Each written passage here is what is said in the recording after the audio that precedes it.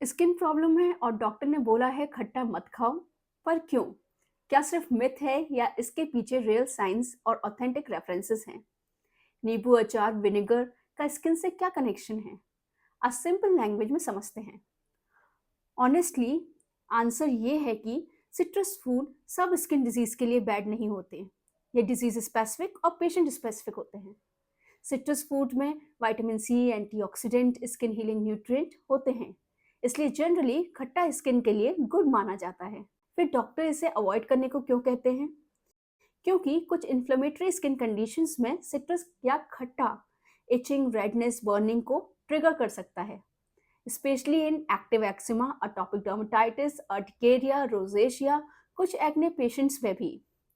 जैसे कि हर पेशेंट की डाइटरी ट्रिगर्स अलग होते हैं, तो ये एलर्जी या इंटॉलरेंस सबके लिए रूल नहीं है। सो खट्टा स्किन डिजीज बिल्कुल मना नहीं होता है।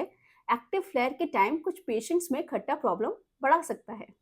सो आपको करना क्या है? जब फ्लैर चल रहा हो, मतलब स्किन डिजीज बढ़ी हुई हो या वर्स्ट कंडीशन में हो, तो टेम्परेली खट्टा अवॉइड करें। डिजीज कंट्रोल में हो तब खट्टा अलाउ है। अगर पेशेंट को कोई रिएक्शन नहीं है तो भी कोई रिस्ट्रिक्शन नहीं है। ये अप्रोच एविडेंस बेस्ड और इंडिविजुअलाइज्ड है। खट्टा स्किन के लिए गुड भी हो सकता है और ट्रिगर भी सब डिसीज स्टेज और पेशेंट पे डिपेंड करता है। अब जानते हैं खट्टा या सार चीजें स्किन को कैसे इफेक्ट करती हैं। सबसे पहले sour food is equals to acidic nature. Sour foods naturally acidic होते हैं, जैसे कि lemon, vinegar, pickle, fermented food. जब स्किन ऑलरेडी इन्फ्लेम्ड होती है, एक्ने, एक्जिमा, एलर्जी, रैशेस के केसेस में एसिडिक फूड बॉडी के इन्फ्लेमेटरी रिस्पॉन्स को और ट्रिगर कर देता है।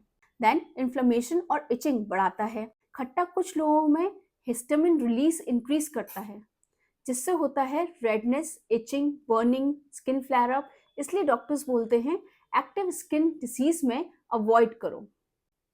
देन स्किन डिजीज में स्किन बैरियर ऑलरेडी वीक होता है और खट्टा स्किन बैरियर को और डैमेज कर देता है, सेंसिटिविटी बढ़ा देता है। खट्टे फूड से इंटरनल इरिटेशन बढ़ता है, हीलिंग प्रोसेस को स्लो कर देता है, specially in eczema, atopic dermatitis, chronic acne, urticaria, rosacea. Now myth busting time. लोग कहेंगे पर नींबू तो विटामिन सी होता है। हाँ, विटामिन सी स्किन के लिए अच्छा होता है, बट हर फॉर्म हर स्टेज में सूट नहीं कर सकता। Highly acidic sources active inflammation में प्रॉब्लम क्रिएट कर सकते हैं। इसलिए विटामिन सी टैबलेट और बैलेंस डाइट तो अलाउड है। एक्सेस लेमन और साफ फूड फ्लेयर अप के टाइम अवॉइड करना चाहिए। कॉमन साफ फूड जो अवॉइड करना है during active skin problem: lemon and citrus in excess, pickle, vinegar, fermented food, excess curd, specially night time में। ये परमानेंटली बैन नहीं है, टेम्पररी रिस्ट्रिक्शन है। देन कब सॉफ्ट फूड्स वापस ले सकते हैं? जब इचिंग कम हो, रेडनेस कंट्रोल में हो, स्किन हीलिंग फेज में हो। हर पेशेंट का ट्रिगर अलग होता है, इसलिए इंडिविजुअल टॉलरेंस इंपॉर्टेंट है।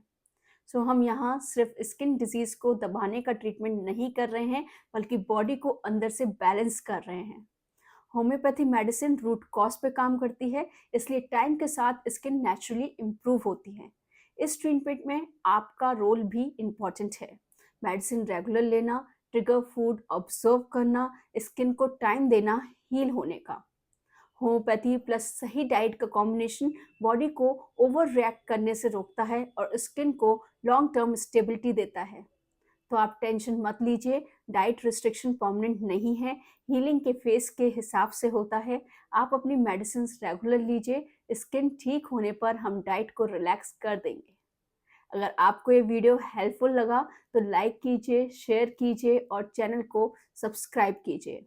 मिलती हूँ आपसे नेक्स्ट वीडियो में good clinical experience, science based authentic content के साथ। Thank you.